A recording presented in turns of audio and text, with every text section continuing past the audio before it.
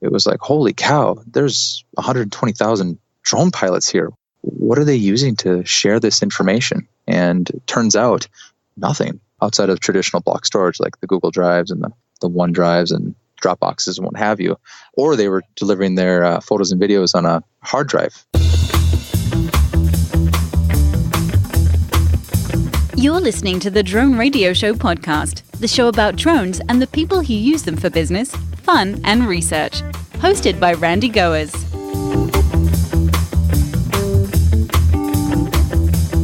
Hello, everyone. This is Randy Goers, and welcome to the Drone Radio Show podcast, episode 157. What can we expect at this year's Drone Focus Conference in Fargo, North Dakota? That's one of the questions that we explore in this edition of the Drone Radio Show. Anthony Molzahn is co-founder of Project Phoenix, a Fargo-based software company developing the world's first universal business web service and toolset that every developer will use. At the 2017 Drone Focus Conference in Fargo, Anthony announced the company was working on Aegis Flow, an aerial drone pilot for hire application. The function of Aegis Flow connects pilots to posted jobs from companies and individuals who will pay for the images or videos. The application will be revealed at this year's Drone Focus event on May 30th to 31st. While preparing for the conference, Anthony was asked to be a member of the host committee and to lend his expertise in developing the content and speakers for the event. In this edition of the Drone Radio Show, Anthony talks about Aegis Flow and what makes it different from other drone marketplaces. We'll also talk about Drone Focus and how Anthony went from an attendee at last year's event to a member of the 2018 Drone Focus Host Committee. Anthony's story is a great example of the professional growth opportunities that are possible in the industry today.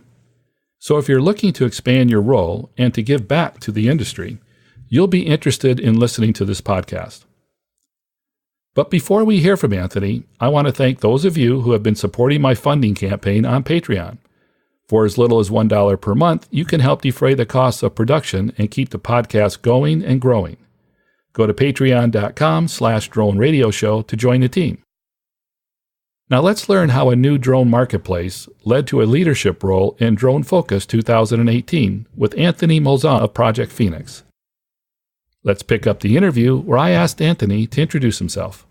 My name is Anthony Molzahn. I am CEO at Project Phoenix, and our team has developed Aegis Flow. It's an online marketplace for drone pilots to sell photos, videos, and 3D modeling content, and to be contracted to fly. When did the service start, Anthony? We launched our company in May of 2017, and we'll be announcing our beta launch at the end of May on a National Autonomous Vehicle Day at National Drone Focus. So right now, the service isn't available. We've got a few alpha users in our system right now helping to maximize the data flows, information streaming, things like that. So we're nearing that point where we're ready to put the sign-up page on the front site, but we're going to hold off just a few more weeks to make sure we iron out all the details. In your opinion, what makes Aegis Flow different from other online marketplaces? Yeah, so it's interesting because, we've got some of the folks that were foreigners before us. So DroneBase, for instance, they did a great thing with the real estate industry, taking the MLSs, posting them, giving the drone pilots an opportunity to fly, make a little bit of money, and actually help them build out their portfolio. It was great. The drawback is that DroneBase and any of the other marketplaces out there are serving as what we'll call a bottleneck, a needless bottleneck, where they're the intermediary. So our goal is to connect the people directly to the pilots, or in this case, the real estate agent directly to the drone pilots. So they can actually help facilitate and manage their contract, the requests that they want from their, the photos, the videos, the captured content that they want. That was the big thing. So by doing that, we're able to drop down any facilitation fees significantly from the 50, 70, or 95% take all the way down to 15%. So that's where we're starting. $25 a month, store a quarter terabyte, be able to stream, upload, be able to sell your content, use a shopping cart, and then anything that you sell, we're going to take a 15% cut rather than a 50 to a 95%. Who benefits most from the application, or does it benefit everyone equally? because we're building a marketplace, it's truly a multi-sided platform. And the first one that we wanted to bring for the two-sided marketplace is something for the drone pilots themselves.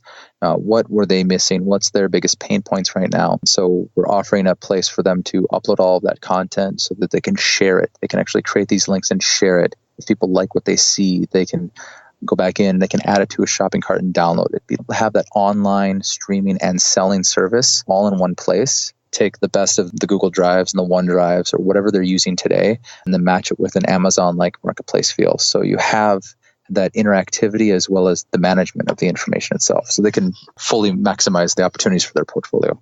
How is Aegis Flow and Project Phoenix related? Aegis Flow itself is actually utilizing the Project Phoenix core technology. And so Project Phoenix itself, we've developed a middleware for databases to seamlessly interact and securely share information without tampering their incoming data flows. So kind of backing up a little bit, my co-founder and I, we worked in the precision agriculture industry for 12 and 8 years respectively. And we recognized that a significant pain point inhibiting companies to work together in a deep and meaningful way with regard to their data sharing and collection initiatives. That was something that had never actually been solved. And so a real world example, a co-op may oversee, say, 50,000 farmers. They're partnered with thousands of consultants, agriculturists, agronomists, seed dealers, insurance agents, elevators. That list goes on. And so we saw this very same issue cropping up in the drone services industry. So we couldn't sit back and watch this brand new market become fragmented. We'll call them stale data management practices. So we wanted to take that idea and genericize it, and then we're now reapplying it to the drone services industry and for our application, Aegis Flow. So database stuff, and then we're eating our own dog food, if you will, where Aegis Flow is being able to capitalize on those methods that we're building. Now, did you have a light bulb moment when you had the idea for Aegis Flow, or did it sort of evolve over time? It was kind of a light bulb moment, and it was really one where I was getting some cross chatters, some folks in the industry that were conditioned for, whether it be aerial or satellite applications.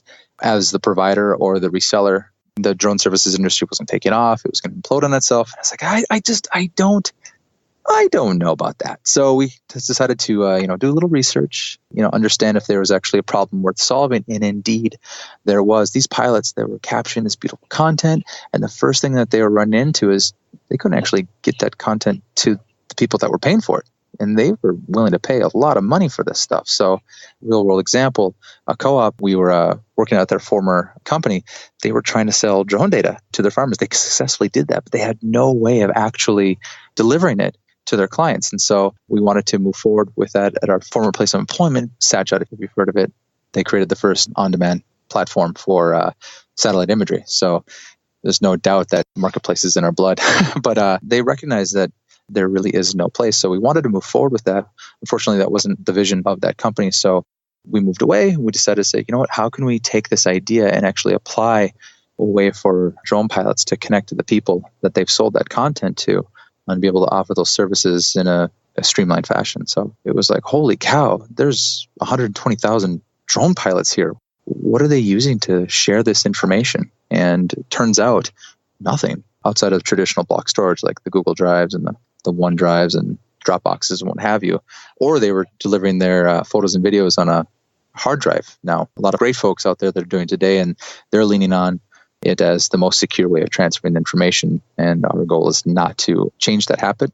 Our goal is to streamline, see if we can actually do it without having them deliver physical hardware. So yeah, I could see some benefit in that. Yeah, it's really interesting. You probably chatted with a lot of folks who probably do that. They've streamlined that service of, hey, we'll put it on a hard drive, we email it to you, here's your setup instructions, your README file, here's the applications that you need to have on your computer. Whoa, what if I were just to send you a link and you were able to log in and view it on a browser in a mapping environment? And if you needed it in a format, you could export it in any type you want, whether it be a TIFF or some type of specialized shapefile, whatever it was, that should be readily and freely available because those tools are out there as long as you know how to code with them. As a marketplace, will the system differentiate or at least be able to clarify drone operators that are Part 1 certified, that have insurance, that maybe have provided explanation about the data they're going to provide to make sure that it's all legally obtained? Yes, yeah, that's a good question. So first off, with the Part 107, anyone can use our site. Anyone can, if they want to, they can pay us $25 a month and they can start uploading and sharing their photos and videos. That's awesome. If you have your Part 107, you actually apply proof, your license, your number, your registration, whatever it is, to the site with your account, and that will actually enable the shopping cart feature. So that's the one thing that they can't use unless they provide us with irrefutable proof that they are a Part 107 pilot. So that's, in a nutshell, from the pilots being able to interact with all the features in our system. Now, from the client standpoint, we noticed that one of the biggest bottlenecks is education, understanding and mitigating any errors when requesting a job. The big thing is folks will often ask for a job in a particular area, but they are not educated. It's not because they needed to be. This is new to them as well. I want a drone pilot to go fly in this area. So we'll first cross-check against the airspace maps as well as the pilot's authorization where they are able to fly in the first place.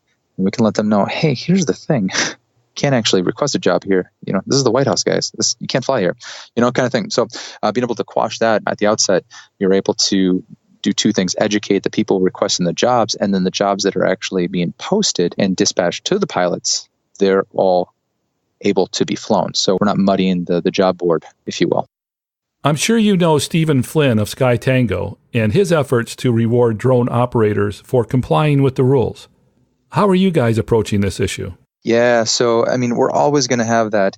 There are going to be folks who want to follow the rules. You got the innovators, the early adopters who want to be good from a regulatory standpoint, from being able to help move the drone services industry forward as a whole. That's great. We're going to be able to lean on those, and I think that there's going to be a lot more of those folks in the industry, and we're going to certainly outshine those that are going to be black hat, if you will, trying to fly at 800 feet to try and get that great shot. Everyone's probably going to continue doing that for the life of the drone services industry. And I'd imagine that the regulations will either catch up or help to mitigate, or maybe something brand new will come along that we haven't thought of yet, where there's a true integration of all of airspace autonomously or manned aircraft. So between now and then, what we can do to kind of minimize those, issues is, especially early on, the first few thousand people that sign up to our site, we're going to be interacting with them on a regular basis. This is something that, you got to have that concierge service, know that what we are providing with our clients, information that they're collecting with the job logs and things like that, that information is collected. How many feet above the earth are they? Where are they flying? Being able to stitch that right into their photos and videos is going to be a great thing, both for their portfolio as well as another reason or another benefit of how they can have a leg up on the rest of the industry when they're selling their content. Because the people who are looking for it, they might enjoy seeing that. So I think we'll be able to kind of keep that at bay, though the onus is on the drone pilot. If they do illegal stuff, we'll pull down the content when we find it out, but it will be a reactive one all the way until it becomes proactive. And I think the FAA, there's now a two-way communication channel that's actually being built, like for the Lance program. And I think that might actually help move us forward in one big step to further mitigating that issue. Okay, let's switch gears and talk about Drone Focus. It's a huge conference and networking event in Fargo, North Dakota, and you're a member of the host committee. Lindsay, who is the head of the National Drone Focus, works at a Merchant Prairie, great organization in Fargo, North Dakota. She reached out because I wanted to speak because, that's what startups do, right? And she turned around and says, I'm going to go ahead and one-up you. I would really like it if you were part of our host committee. So, okay, great. Well, what does that do? And basically says, we've had our finger on the pulse, chatting with folks in the industry, hopefully the decision makers are the folks we've been chatting with, and getting a good understanding of who is, helping move the drone services industry in air, on land, and underwater. So it's going to be a really interesting year this year, and to provide insight on who might be a good speaker, great sponsorship opportunities. So keeping ourselves in the know, helping to advocate for the conference itself, and then just making sure that the people that we vouch for in terms of speaking are speaking the message of the future of this industry. What does it look like in 10 and 15 and 20 years from now? Which was great last year. We had a lot of high profile speakers. You were there, you spoke. It was fun. It was really enjoyable. And I think it really helped to establish the brand of the National Drone Focus Conference. But this year we wanted to talk about not necessarily the high profiles, but the people who are actually making the day-to-day decisions, doing the thing to make this industry even stronger in the next year and the year after that, and so on and so forth. So it's been really enjoyable to see the speakers come in, be vetted, and to see some of the things that they're speaking about. It's going to be good content this year, I'll tell you that. When was your first Drone Focus conference? It was actually last year, and It was because Greg Tavine from Emerging Prairie, he told some folks at 1 Million Cups, an organization for entrepreneurs and startups and folks in the area to get together and chat, network, things like that. He mentioned that there was this startup pitch competition, if you will, that they were releasing at the National Drone Focus. And if you have a drone-based company, or if you're building an application, the drone services industry, that you should go and apply. I was like, okay. So that kind of actually got our butts in gear. And that was the first year that I actually said out loud or the first moment that I said out loud to the world, something called Aegis Flow, this platform that connects people to pilots. So that was actually on National Autonomous Vehicle Day last year. So this year, 1 year from then, we hope to launch the beta product of this thing we just crafted into Vision basically a couple weeks before. What did you think of last year's event, it being your first Drone Focus conference? I have a lot to learn. That was one of the first things that coursed through my brain is there are a lot of smart folks at the Civic Center. And I think if we are going to be serious about building a platform that tends to the needs of the thousands who are asking for pilots to fly and the hundreds of thousands who are looking for jobs to fly, there's something to be said by listening to and gaining insight from over 600 people last year, I think over 800 this year. It's just a wow experience that I thought I knew a lot. Boy, was I incorrect. I attended last year's event as well, also as a first-timer, and I was really impressed with the format, which I hadn't really expected to see. Maybe you can describe what it's like for those who are not familiar with Drone Focus. Yeah. So the format of Drone Focus is modeled a lot like the TEDs and the TEDx's.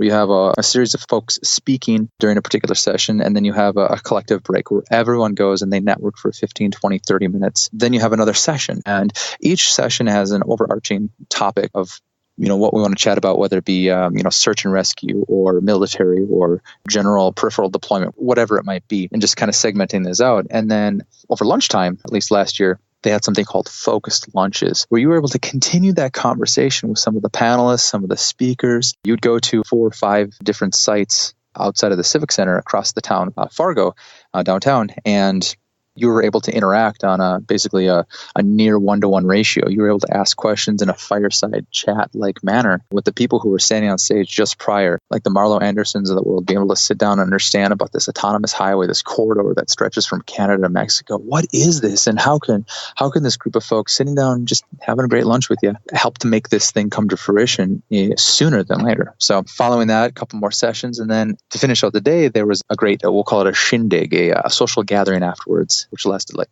4 hours because, it's Fargo.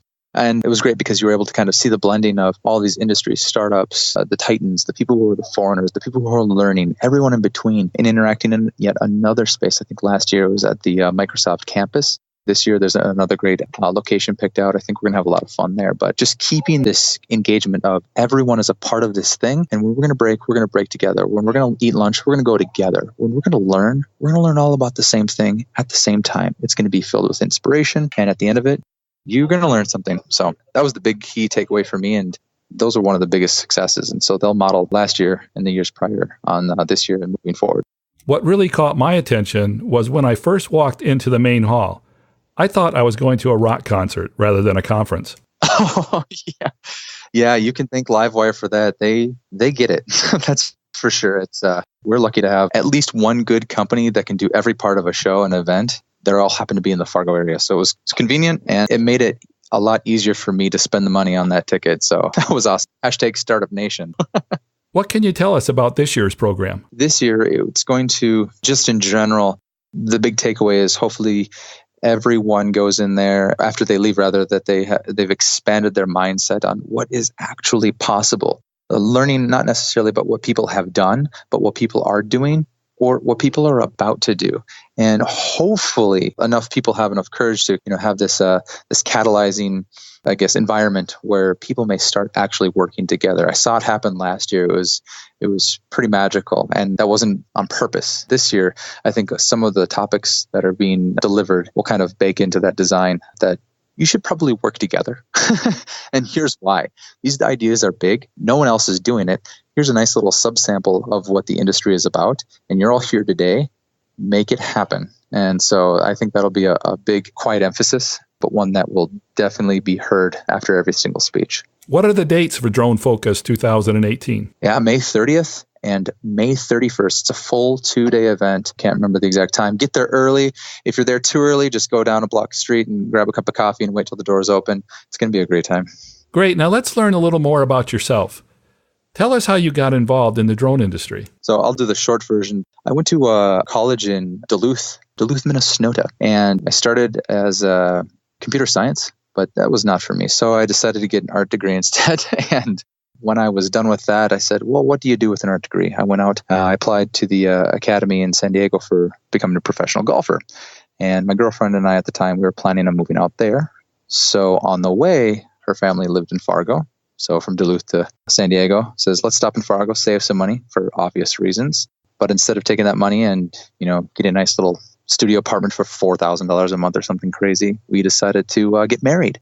So it was about 10 years ago. We stayed here. So I got a job at Red Lobster, because that's the next thing you do as an art degree, right? And one of the gentlemen I had the pleasure of serving, turned out to be my eventual boss at Satshot. So he basically hired me on the spot to develop web design, do his graphics and marketing, and I ended up becoming the director of design and technology. Worked there for a little over 7 years, and that's where I met my co-founder, Avi. And so come full circle, we recognize a need. There's a great application that Avi and I, my co-founder and I, had built for on-demand satellite, delivering pixels of information from a satellite image to a farmer and having them pay for it.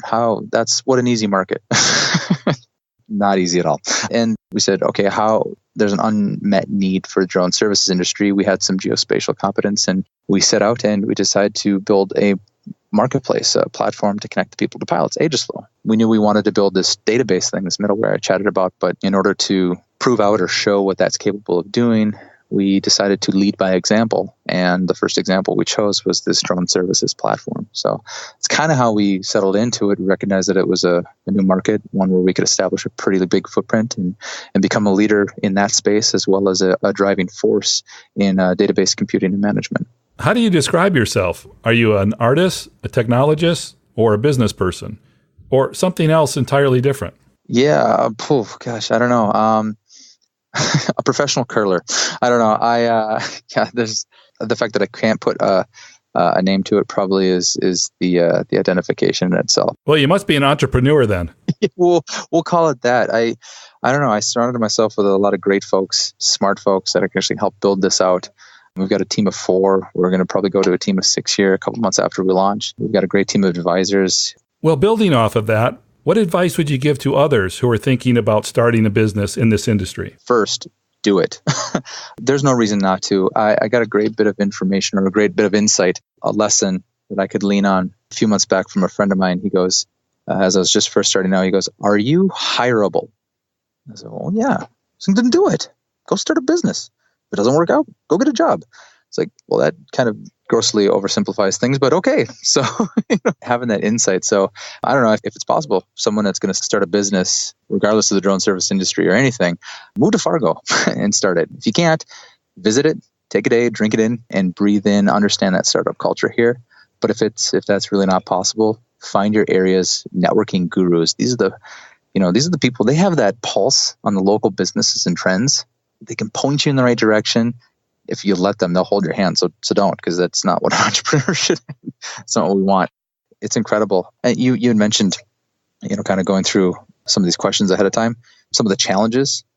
For me, I seem to think maybe I'll live to like 300 or 400, and all of the ideas I have in my head I have all the time of the world for having to come to fruition. But the biggest challenge was actually finding a great team, advisors, the community partners, so that they could hold me accountable and to help me prioritize.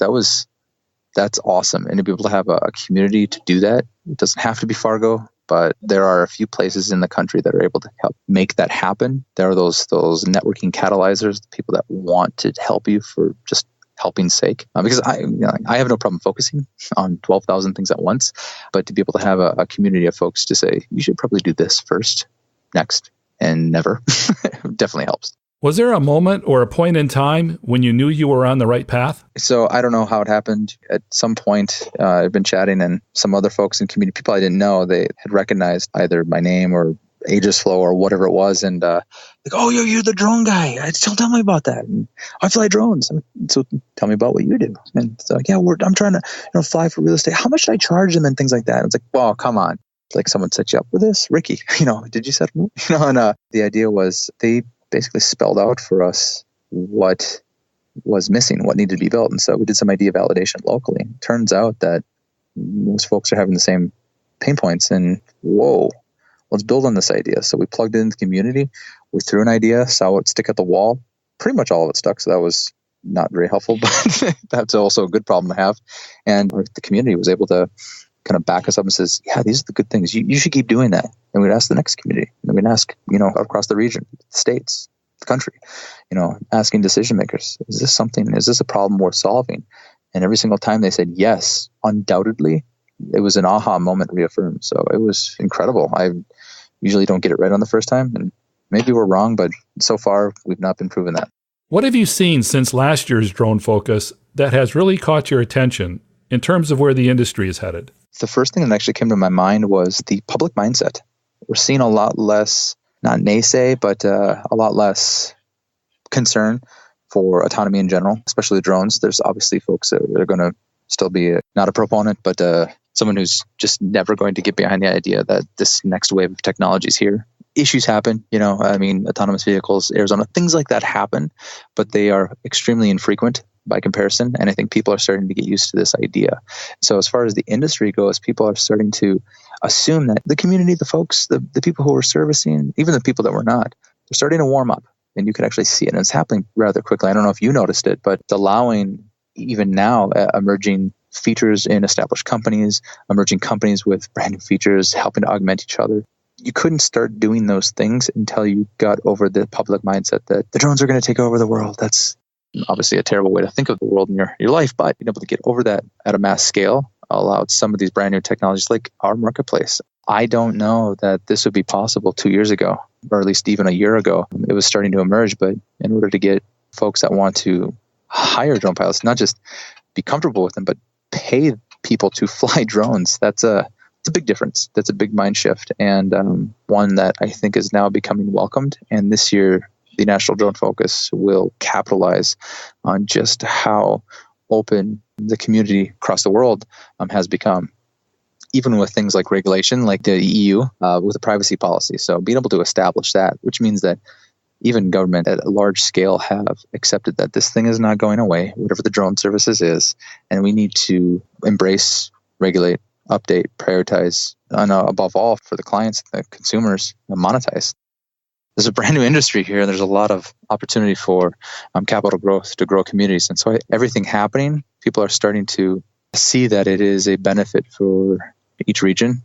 Anthony, before we close, I'd like to recognize and thank you for supporting my podcast on Patreon. If you don't mind, what drew you to becoming one of my supporters? Which again, I thoroughly appreciate. You spoke last year at National Drone Focus, and afterwards I began listening to your show. So it was a no-brainer for me. You're doing a lot of great work getting the forerunners of the industry to talk about their vision, their mission, and the products or their service offerings. And so as a startup like us especially, this is a boon for our team. We're able to take that information to know who to go to right away, who might be, someone that we might be able to partner or collaborate with, and folks that, that we should maybe never get involved with. You've been able to provide this insight, do a lot of the legwork. So kind of like by proxy, you're part of our team. You didn't know it yet. So it was a no-brainer. I'm going to keep listening because there's a lot of good insight that we can draw to help us move forward faster. And that's something that every community desires. And who cares that the community, it's not all in Fargo. We've got great representation of Aegis Flow and Project Phoenix right in your area down in Florida. So I appreciate that a lot. So keep doing it, please. Well, thank you very much. I get a lot of great ideas from the people who support my show and others that send me emails on topics that they'd like to talk about. For me, it's just been a joy learning how the industry is evolving through the eyes and the efforts of people that are actually doing it. Which brings me to my final question, Anthony. What do you hope people walk away with after attending Drone Focus 2018? The big thing is there's a lot of folks talking about the day-to-day operations, what they're going to be doing, paving the way for the future between now and the next 15, 20, or 30 years. A lot of these people, and there are not a lot of them in the industry yet, virtually 2 years old as far as, commercial drone services are concerned. How can people start working together? And there's a good chance that you may actually find someone at this show that you can collaborate with. Start a new venture, make something happen. Take that idea that you thought in your head, put it on paper, craft a company, find someone to help you get that thing done. There's a good chance you're going to be able to find someone at this conference to make it happen. And the other thing is, as folks walk away from this conference, that their mind has been expanded upon with regard to autonomous vehicles in general, whether it be, again, like in the sky, on land, or underwater. There's a lot of stuff happening. And where are those places, those white spaces, those verticals, the pain points, the areas that have not been addressed? Because a lot of them have not been addressed yet. What does it look like? How can you help and really put a call to action? So I hope that people walk away with this, I need to do something, and they get it done. That's it for episode 157 of the Drone Radio Show. I hope you enjoyed hearing from Anthony Molzahn of Project Phoenix and hearing about the new Aegis Flow drone marketplace and plans for this year's Drone Focus event in Fargo, North Dakota. I want to thank Anthony for taking the time to speak with me and for sharing his story. If you want to learn more about Aegis Flow and want to connect with Anthony, check out the webpage at aegisflow.com. If you want information on Drone Focus 2018 and how to register for the event, go to dronefocuscon.com. Use the code DRONERADIO for a $50 discount. If you like the Drone Radio Show, please consider supporting the podcast with a small donation. The content is always free, but for as little as $1 per month, you can help defray the costs of production and make me very appreciative. To donate, go to patreon.com/Drone Radio Show. And thanks for listening. Your support means a lot to me, and I hope you'll listen to more episodes of the Drone Radio Show podcast to hear how others are using drones for business, fun, and research. For the Drone Radio Show, I'm Randy Goers.